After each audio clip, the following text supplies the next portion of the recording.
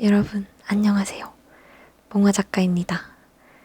여러분, 저 정말 약속 지켰어요. 바로 그 직전의 영상에서 다 하지 못했던 스냅 작가 되는 방법, 그거에 대한 답변을 들고 왔습니다. 저번 영상에서는 그 스냅 작가가 되고 싶던 당시의 질문에 대한 답변을 해드렸고요. 못 보신 분들은 이전 영상을 보고 오시는 것을 추천드립니다. 귀찮으면 보지 않으셔도 돼요. 이번 영상에서는 스냅 작가로 데뷔한 후에 즉 몽화 필름을 성장시키면서 사진 작가로서 들었던 궁금증에 대한 답변을 드리겠습니다. 근데 이번 영상에서는 그냥 얼굴을 카메라를 보고 하지 못하고 있어요. 왜냐면 너무 말이 길어서 이걸 다 외울 수가 없는데 두서없이 저번처럼 또 말을 할까봐 스크립트를 보면서 이야기할 건데 그냥 라디오를 본다고 생각해주세요. 아시겠죠? 그러면 바로 본론 시작할게요. 자, 사진작가가 되기 전과 후의 질문은 굉장히 비슷하면서도 달랐는데 가장 달랐던 점은 구체적인 궁금증이 생긴 거였어요. 여러분, 그 학교 다닐 때 공부 안 하면 선생님께 딱히 질문 드릴 것도 없는 거 아시나요? 질문도 공부를 조금 해야 나오는 것이잖아요. 딱 그런 느낌입니다. 작가가 되기 전에는 되게 커다란 것들이 궁금했어요.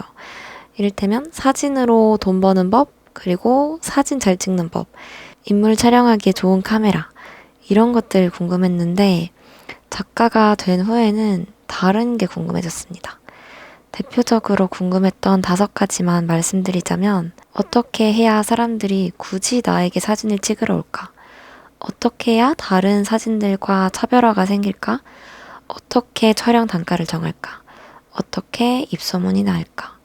그리고 어떻게 해야 스냅 작가를 지속할 수 있을까? 이제 그냥 바로 이 질문에 대한 답변을 드리겠습니다.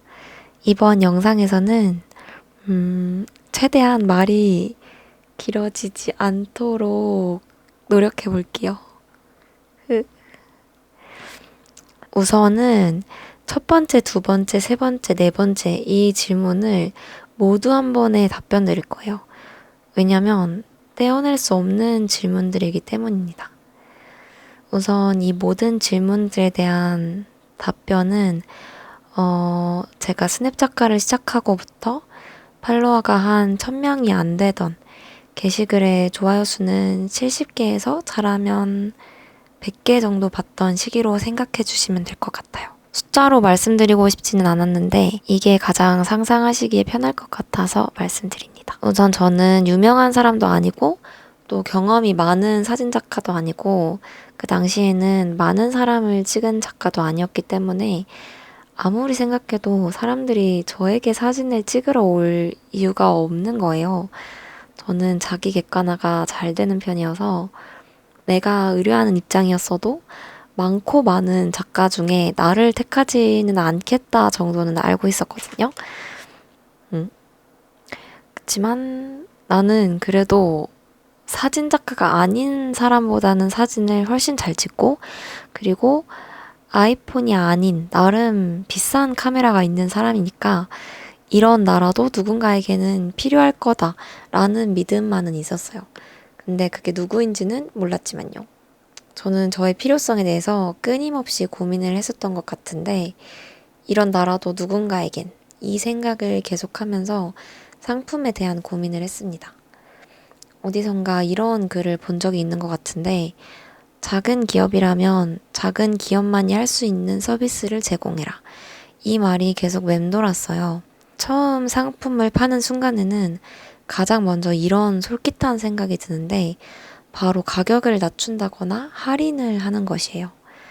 나의 상품이 잘 팔릴까 하는 불안함에 본전이라도 뽑자 이런 루트로 생각이 흐르면서 아주 낮게 가격을 측정하게 되는데 저도 이런 생각을 처음에 했었어요. 왜냐면 스냅 사진이라는 것이 작가의 노동력이나 세계관, 예술성이 들어가 있는 것이기 때문에 비쌀 수밖에 없어요.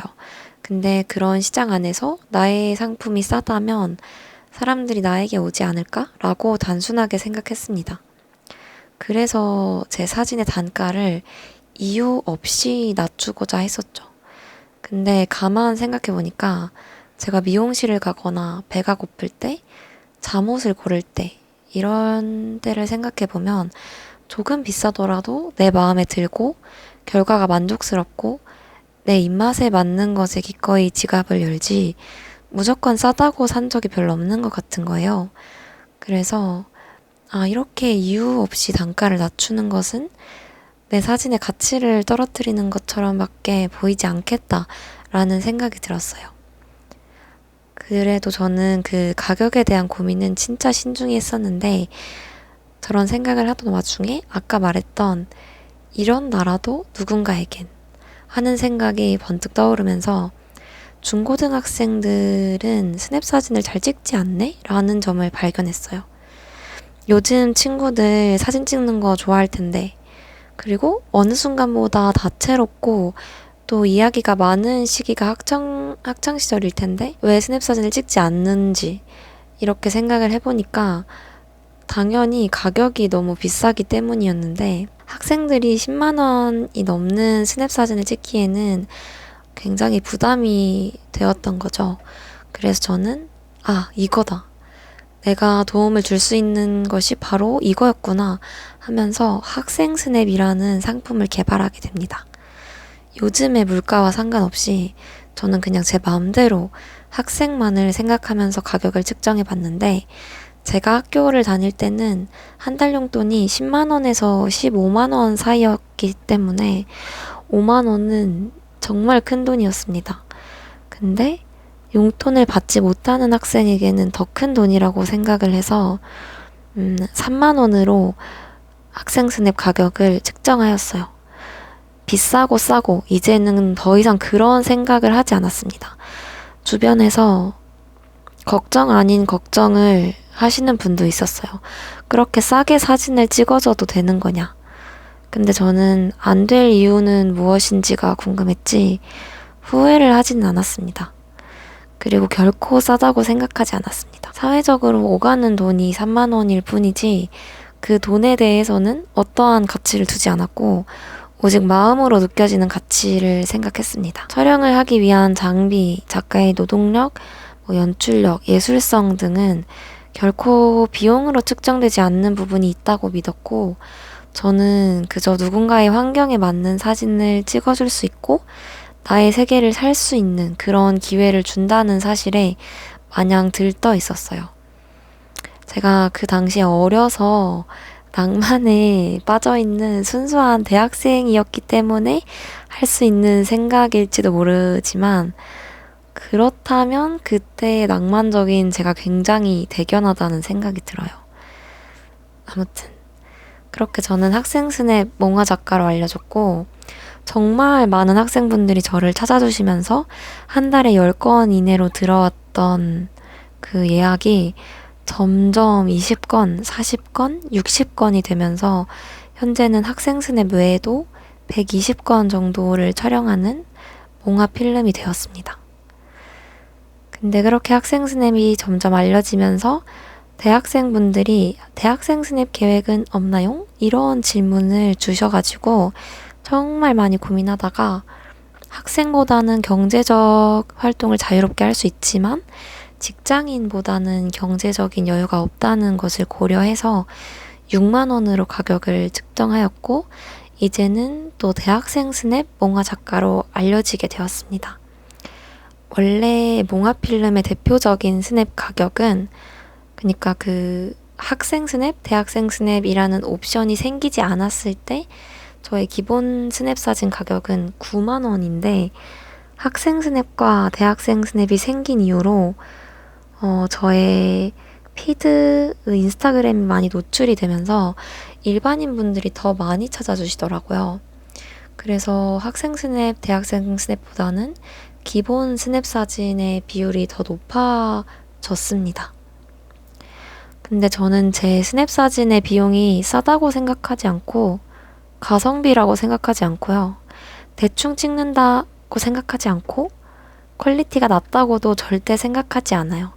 그냥 누군가의 상황에 맞는 상품을 개발하고 싶었고, 내가 사진작가로서 누군가의 추억을 담을 수 있다면 그것만으로도 너무 큰 가치가 있는 일이라고 생각했습니다. 돈이 중요하냐고 묻는다면 당연히 중요하다고 말씀드리지만 돈보다 더 중요한 것은 반드시 있다고 믿고 그게 소비자의 마음에 더 와닿는다고 생각을 합니다. 저도 어디선가는 소비자이기 때문에 할 수 있는 생각이에요.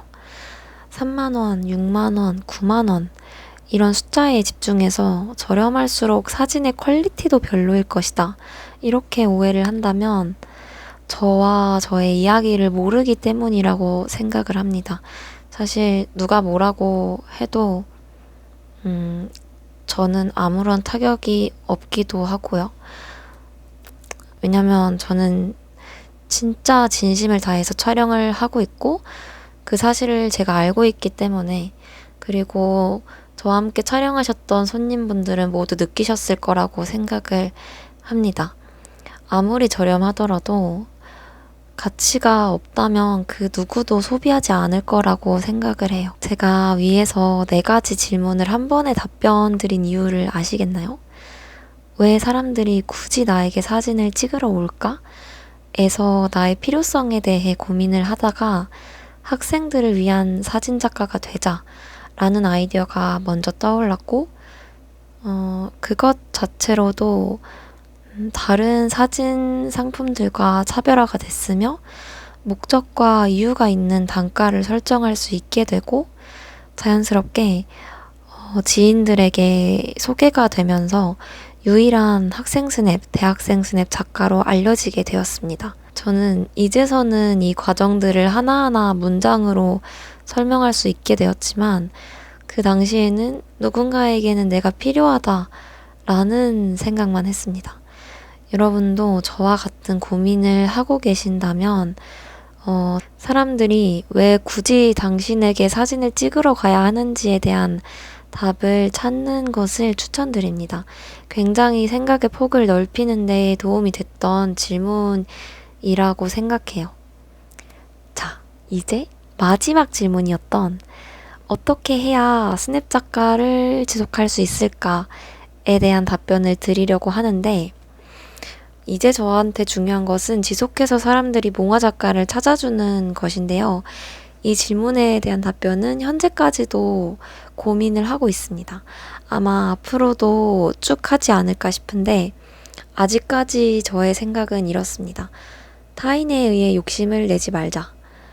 이게 어떤 의미냐면 일 욕심도 돈 욕심도 유명해질 욕심도 내지 말고 그냥 내가 행복할 만큼만 내가 만족스러울 만큼만 내 생활이 괜찮을 만큼만 오랫동안 지금처럼 처음처럼 길게 지속하자. 누군가는 저의 이런 생각이 발전 없다고 느낄 수도 있겠지만 더 발전하고 더 유명해진 저 자신이 제가 감당이 안 돼서 불행할 바에는 저의 발걸음과 저의 철학에 맞게 가는 것이 행복하게 사진을 지속할 수 있는 그리고 나의 손님들을 행복하게 해줄 수 있는 방법인 것 같아요. 혹여 욕심이 생기더라도 그 동기가 절대적으로 나이기를 바라며 타인의 시선에 의해서 세상의 바람에 의해서 욕심을 내지는 말자라는 생각을 합니다. 가끔 지인들을 만나면 그 앞으로의 계획이 어떻게 되느냐고 묻는데 저는 늘 이대로 오랫동안 유지하고 싶다고 말을 합니다. 항상 이런 생각을 갖고 살았는데도 아주 조금씩 제 기준 새로 시작되는 일들이 생기기 때문에 저에게는 이 속도가 맞는 것 같습니다. 여러분도 여러분의 답을 찾으시길 바래요. 저번 영상에서도 말했듯이 저의 답변이 도움이 되어서 여러분의 사진 세계에 영향을 미치길 바란다기보단 저의 뇌 속의 그런 생각 회로를 이렇게 보시면서 여러분도 여러분의 회로를 타길 바라는 마음입니다. 이번 영상은 저번보다도 더 저의 개인적인 생각과 몽화 작가라는 사람 그 이전의 면모가 투명하게 담겨 있어서 너무 조심스럽지만 이것 또한 제 영상을 굳이 끝까지 보시는 여러분들이라면 이해해 주실 거라고 믿습니다. 그러면 오늘도 영상 시청해 주셔서 감사드립니다. 그러면은 안녕. 안녕. 감사합니다.